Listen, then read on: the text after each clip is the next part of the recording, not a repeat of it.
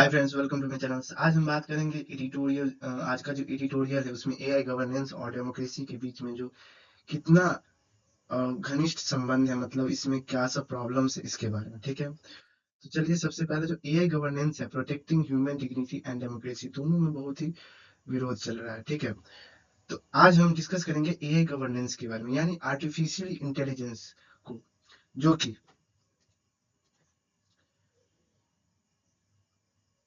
किस तरह जिसे किस तरह रेगुलेट किया जाना चाहिए ताकि टेक्नोलॉजी ह्यूमंस बीइंग को बेनिफिट दे, उसके अगेंस्ट नहीं हो। आज AI health care, education, banking, jobs और इलेक्शंस तक इन्फ्लुएंस कर रहा है। इसलिए क्वेश्चन ये है कि एआई को पावरफुल बनाते हुए हमें राइट्स और डेमोक्रेसी को कैसे प्रोटेक्ट किया जाए। तो चलिए स्टार्ट करते हैं। इस आर्टिकल में जो Pope's Leo X I V ने जो सजेशन दिया है, ठीक है, मैसेज कुछ कोड मैसेज दिया गया है कि जो टेक्नोलॉजी हमेशा ह्यूमन के लिए होनी चाहिए, ना कि ह्यूमंस टेक्नोलॉजी के लिए। ठीक है, उन्होंने ये वार्निंग दी है कि अगर एआई को बिना रेगुलेशंस के छोड़ दिया गया तो कंपनी लोगों के पर्सनल डेटा को क्या कर सकती है, तो मिसयूज कर सकती है। इस सिचुएशंस को डिजिटल स्लेवरी कहा जाता है। इसलिए सिर्फ इथिक्स या गुड इंटेंशंस इनफ नहीं है, स्ट्रॉन्ग लॉ और गवर्नमेंट्स रेगुलेशंस जरूरी हैं। अब बात करते हैं जो एआई है, हमारे एआई रेगुलेशंस क्यों आवश्यक है। एआई बहुत फास्ट डेवलप हो रहा है, जैसा कि हम लोग जानते हैं फास्ट डेवलप हो रहा है as compared to the government जो लॉ बनाती है उससे भी ज्यादा हो रही है। और जब तक कोई लॉ पास होता है तब तक एआई टेक्नोलॉजी और एडवांस हो चुकी होती है। और अगर रेगुलेशंस नहीं हुआ तो ये इम्पोर्टेंट डिसीजंस लेने लगेगा, जैसे एम्प्लॉयमेंट को अफेक्ट कर सकता है, banking, loans, health care, education, service sector, सब में क्या कर सकता है, अफेक्ट करेगा। जॉब देनी है या नहीं, लॉन्स अप्रूव करना है या नहीं, हॉस्पिटल ट्रीटमेंट, कॉलेज एडमिशन, ये सभी कौन डिसाइड करने लगेगा, एआई डिसाइड करने लगा। और इसलिए फ्यूचर रेडी एआई लॉ की जरूरत हमें बहुत जरूरी है। अब बात करते हैं जो ह्यूमन अकाउंटेबिलिटी है, मतलब कोई उत्तरदायित्व है कि नहीं है, रिस्पॉन्सिबिलिटी है, इसको कौन देखेगा, कौन इसके लिए जिम्मेवार है, इसके बारे में इस आर्टिकल में कहा गया है। ठीक है, तो, तो जो ह्यूमन अकाउंटेबिलिटी है, एआई डिसीजंस ले सकता है लेकिन फाइनल रिस्पॉन्सिबिलिटी किसी ह्यूमन की ही होनी चाहिए। ह्यूमन डिसीजन मेकिंग है। ठीक है, फॉर एग्जाम्पल एआई किसी कैंडिडेट को जॉब एप्लीकेशन से रिजेक्ट करता है, ठीक है, या लोन डिनाई करता है, तो फाइनल डिसीजन एक ह्यूमन ऑफिसर वेरीफाई करे।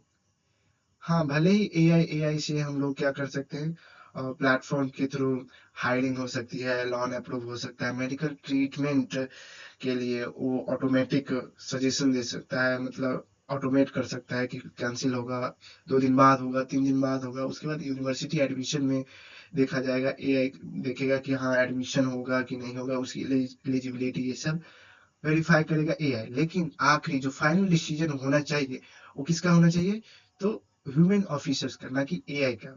सिंपल वर्ड में कहे तो AI should assist human, not replace human. मतलब एआई जो होना चाहिए कैसा होना चाहिए, तो ह्यूमन को रिप्लेस ना करे, उसके डिसीजन मेकिंग में उसे असिस्ट करे। ठीक है, अब बात करते हैं रिस्क ऑफ अनरेगुलेटेड एआई। जो एआई है, अगर उस पे रेगुलेशंस नहीं लगाया गया तो क्या सब हो सकता है। ठीक है, जो प्रॉब्लम आ सकती है वो है लॉस ऑफ प्राइवेसी, मतलब प्राइवेट जो पर्सनल डेटा है उसका मिसयूज होगा, प्राइवेसी खत्म होने का चांसेस है, एआई का डिस्क्रिमिनेशन करना, फेक इंफॉर्मेशन स्प्रेड होना, और कुछ बड़ी टेक्नोलॉजी कंपनी के पास बहुत ज्यादा पावर आ जाना, ये सब एआई के थ्रू हो सकती है। और ये सब सोसाइटी के लिए डेंजरस है। ठीक है, अब बात करते हैं AI and democracy. AI and democracy में जो अभी क्या चल रहा है कि जो एआई इतना फास्ट तेजी से बढ़ रहा है, वहीं डेमोक्रेसी में जो लॉ और जो रेगुलेशंस अप्रूव करने में जो डिले होती है, उसके चलते एआई बहुत ही फास्ट से ग्रो होता है। ठीक है, इधर डिले होता है, इधर फास्ट। एआई तो फास्ट है, फास्ट से फास्ट ग्रो करता है। जो डेमोक्रेसी है तभी स्ट्रांग होती है जब लोग सच और झूठ में डिफरेंस समझ सके। लेकिन एआई की हेल्प से डीप फेक वीडियो और फेस वीडियो रिकॉर्डिंग्स बनाना बहुत इजी हो गया है, जिसके कारण जो इलेक्शंस के टाइम पे फेक स्पीचेज या फेक वीडियोज वायरल करके पब्लिक को कंफ्यूज किया जा सकता है। और अगर लोग सच जो है नहीं जान पाते और इसी जो सुनी सुनाई दिखा डीप फेक से जो वीडियो देखे हैं उस पे अगर ट्रस्ट कर लेते हैं, ठीक है, तो डेमोक्रेसी इस जगह वीक हो सकती है, मैनिपुलेट हो सकती है, पब्लिक ओपिनियन मैनिपुलेट हो जाती है। किसके कारण? तो deep fake videos, face video recordings बनाना सबके कारण। ठीक है, आगे बात करते हैं एल्गोरिथम्स और पोलराइजेशन। पोलराइजेशन मतलब बट जाना, कट्टरवादी। जो सोशल मीडिया प्लेटफॉर्म जैसे इंस्टाग्राम हो गया, फेसबुक हो गया, यूट्यूब हो गया, ये एक एल्गोरिथम का यूज करते हैं। और ये एल्गोरिथम जो है, ठीक है, वो वही कंटेंट दिखाते हैं जो हमें ज्यादा टाइम तक प्लेटफॉर्म पर रखे। मतलब ये ऐसा सोशल मीडिया है जो हमें यही दिखाएंगे जिसके कारण ज्यादा से ज्यादा हम उसमें इंगेज रह सके। ठीक है, जिससे ये इको चैम्बर्स क्रिएट करता है। ठीक है, इसके कारण जो लोग सिर्फ अपनी सोच से मिलती हुई इंफॉर्मेशन देखते हैं और सोसाइटी डिवाइड होने लगती है। तो जो रील्स स्क्रॉल करते हैं इंस्टाग्राम पे, ठीक है, तो ज्यादातर वो जो ऐसा एल्गोरिथम सेट किया रहता है ये सोशल मीडिया में कि जिस कंटेंट को आप ज्यादा देर तक देखते हैं या ज्यादा अच्छी तरह देखते हैं, लाइक करते हैं, सब्सक्राइब करते हैं, ठीक है, उसी तरह के कंटेंट आपको सजेस्ट किए जाते हैं, बताए जाते हैं, दिखाए जाते हैं। इसके कारण जो है आपका जो इंफॉर्मेशन है, सोचने की क्षमता है, वो उसी डायरेक्शन में हो जाती है, सेम मिलती जुलती। इससे हम लोग क्या कर सक हो जाता है, तो ग्रेटर डिवीजन सोसाइटी में पैदा हो जाता है और सोशल ट्रस्ट है वो बहुत ही कम हो जाता है। अब बात करते हैं इंफॉर्मेटिव वारफेयर। तो इस कारण जब ही हमारा सोसाइटी, किसी भी देश का सोशल स्ट्रक्चर पोलराइज्ड हो जाए, मतलब बांट जाए, तो जो फॉरेन एक्टर है वो एआई के यूज से मिस इन्फॉर्मेशन फैला सकती है, इन्फ्लुएंस इलेक्शन को इन्फ्लुएंस कर सकती है, फेक न्यूज चलाकर इलेक्शंस को इन्फ्लुएंस कर सकती है। और इंफॉर्मेशन वारफेयर या डिजिटल वारफेयर यहाँ कहा जाता है। इसे ही डिजिटल वारफेयर या इंफॉर्मेटिव वारफेयर कहा जाता है।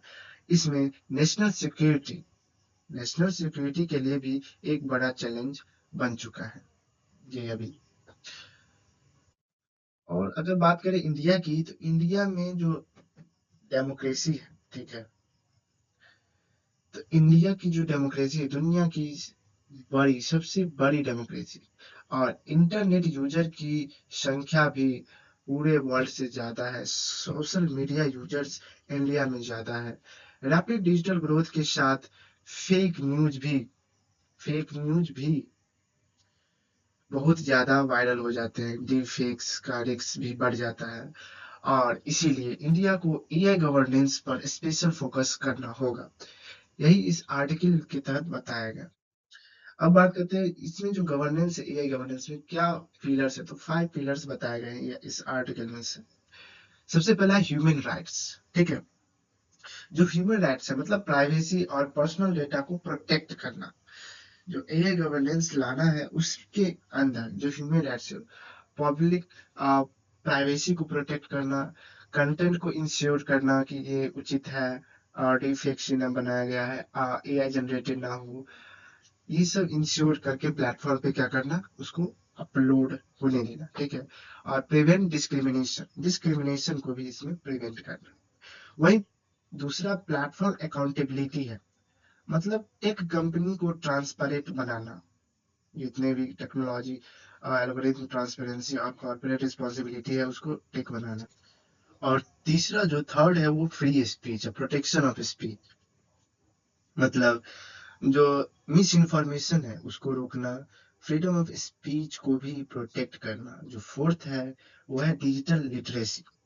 डिजिटल लिटरेसी मतलब लोगों को सिखाना कि फेक न्यूज कैसे आइडेंटिफाइड करे, और सिटीजन्स को एआई मैनिपुलेशंस के बारे में बताना, एजुकेट करना, और क्रिटिकल थिंकिंग को इम्प्रूव करना सिखाना है, ठीक है। और जो फिफ्थ है नेशनल सिक्योरिटी, सबसे